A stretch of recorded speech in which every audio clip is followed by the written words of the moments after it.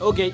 Hapa naenda kuelekeza njia ya kuangalia account yako kama iko safe ama haiko safe. Yani maana yake kama ipo salama au haipo salama. Hapa tunazungumzia ni TikTok account kwa watumiaji wa TikTok. Haijalishi wewe ni mfanyabiashara wala unafanya sijui kitu gani.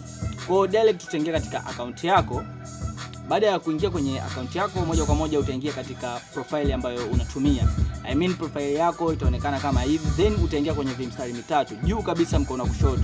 You can see me I'm select hapa juu, hapa ninapo select kwa juu. Ukiklik hapa utakutana na neno ambalo limeandikwa balance, activate center, offline, your QR code, business suite na TikTok studio na setting and privacy. Hii TikTok studio ndio sehemu ambayo tunaenda kuizungumzia. So utaingia katika TikTok studio, baada hapo ita search kutokana na quality ya internet yako, japokuwa mimi internet yangu ipo chini kidogo. Kwa hiyo ukiingia hapa ndio source na ndio kila kitu. Hapa ndio utaona kwamba account yako ipo salama au haipo salama.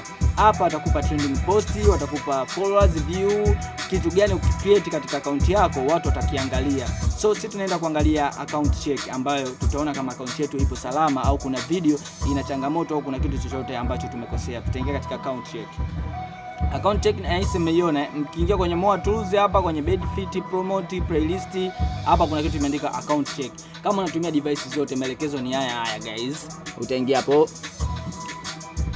Ina load kidogo kwa internet ipo chini kidogo. Ukishaingia hapa ndio utaweza kwenda kucheck account yako kama iko safe au haiko safe. Utaangalia kama kuna changamoto yoyote katika account yako, kama kuna video imekiuka masharti au nini, kama unavyoona inaposcan hapo.